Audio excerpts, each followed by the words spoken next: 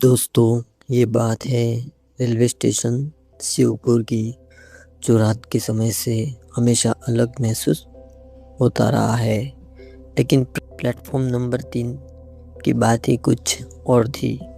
वहाँ का सन्नाटा साधारण नहीं था। वहाँ ऐसा सन्नाटा था जैसे हवा भी डरकर चलती हो। उस रात जब घड़ी ने 12 बजाए तो रेलवे मास्टर हरिराम तिवारी अपने केबिन में बैठा रजिस्टर भर रहा था। उसकी आंखें बार बार घड़ी की ओर जा रही थी, क्योंकि वह जानता था कि कुछ ही देर में मध्य रात्रि एक्सप्रेस आने वाली है। एक ऐसी ट्रेन जिसके बारे में स्टेशन पर अजीब कहानियाँ फैली हुई थी। जैसे ही 12:20 हुए, दूर से एक ट्रेन आती हुई दिखाई दी। ट्रेन की सीटी बजी और पूरे स्टेशन को खामोश कर दिया। ट्रेन धीरे धीरे प्लेटफॉर्म नंबर 3 पर आकर रुकी। दरवाजे खुले, लेकिन कोई खास हलचल नहीं हुई। तभी एक आदमी काले कोट में ट्रेन से उतरा। उसकी चाल में अजीब ठहराव था, जैसे वह किसी खास मकसद से आया हो। वह सीधे हरिराम के केबिन की ओर बढ़ा और बिना कुछ बोले एक टिकट टेबल पर रख दिया।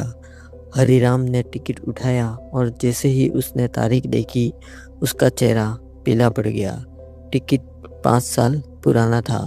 उसने तुरंत सिर उठाया, लेकिन सामने खड़ा आदमी गायब हो चुका था।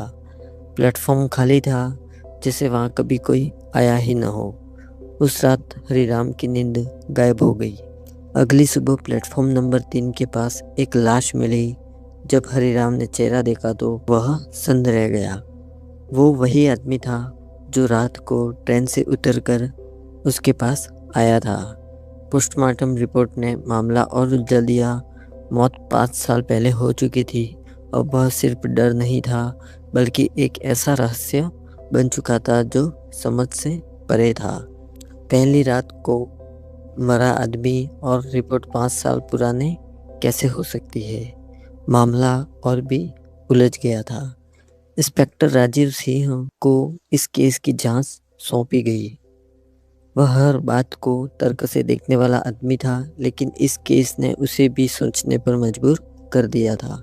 जांच में सामने आया कि 5 साल पहले विक्रम चौधरी नाम का एक व्यक्ति इस स्टेशन से गायब हुआ था। कोई लाश नहीं मिली थी, कोई सबूत नहीं मिला था। जब राजीव ने हरिराम से सख्ती से पूछताछ की तो सच सामने आया। विक्रम को स्टेशन पर चल रही अवैध स्मगलिंग का पता चल गया था। उसने इसका विरोध किया और इसी बात पर हरिराम और उसके बीच झगड़ा हुआ था। गुस्से में हरिराम ने उसे धक्का दिया, जिससे वह ट्रेन के नीचे आ गया था और उसकी मौत हो गई थी। हरिराम ने अपने साथी गार्ड शंकर के साथ मिलकर लाश को प्लेटफॉर्म के नीचे छुपा दिया। दोनों ने मिलकर सालों तक इस राज को दबाए रखा। लेकिन अब सवाल यह था, अगर विक्रम मर चुका था तो वह वापस कैसे आया?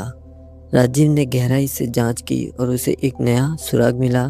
स्टेशन के पास एक पुराना गोदाम, जहां से स्मगलिंग का सारा नेटवर्क चलता था। वहां छापा मारने पर उसे कई रिकॉर्ड मिले, वीडियो फुटेज, नकली टिकट और एक खास मशीन जो होलोग्राम प्रोजेक्ट कर सकती थी। तब राजीव को सच्चाई समझ में आई। वो आदमी असली नहीं था, उसे बनाया गया था। दरअसल विक्रम की मौत के बाद उसका छोटा भाई अजय चौधरी इस पूरे खेल को खत्म करना चाहता था। उसने सालों तक सबूत इकट्ठे किए और एक प्लान बनाया, डर का प्लान। उसने उसी ट्रेन के समय और उसी जगह पर विक्रम का होलोग्राम दिखाना शुरू किया, ताकि हरिराम डरकर सच कबूल कर ले। नकली टिकट, वही कपड़े, वही चेहरा, सब कुछ इतना असली था कि कोई भी धोखा खा जाए। राजीव को अब पूरा खेल समझ आ गया था।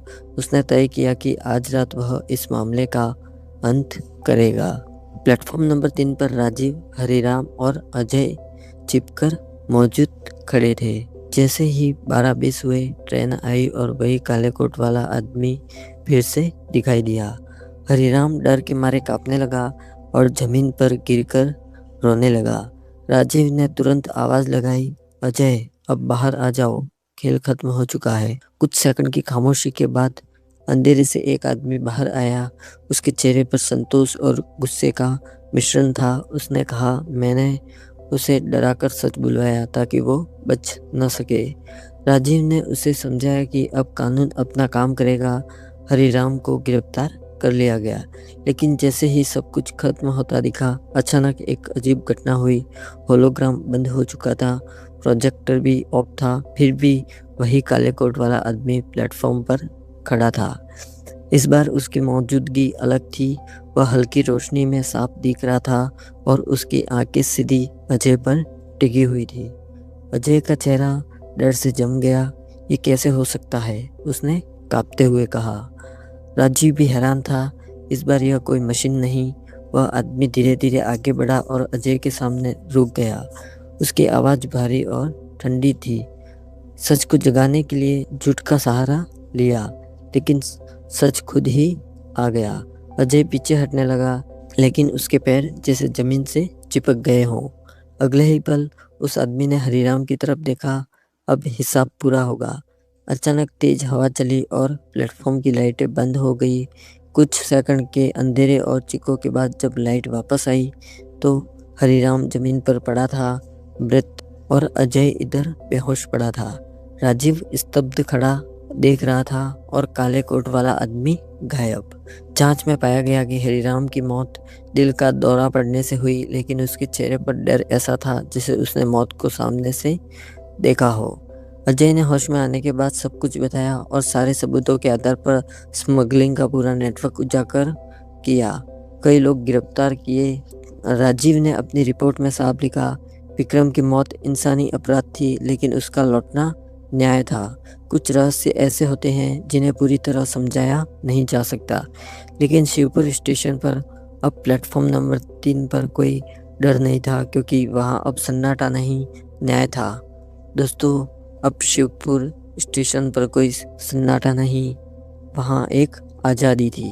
तो दोस्तों, ये कहानी कैसी लगी, जिसमें ऐसा मौत का खेल खेला गया था जो छुपाए रखा, लेकिन वर्षों बाद उसने करवट ली और अपराधियों को सजा दी। तो दोस्तों, ऐसी ही कहानियों के लिए हमारे चैनल को सब्सक्राइब करें, वीडियोस को लाइक करें और ज़्यादा से ज़्यादा शेयर करें। धन्यवाद।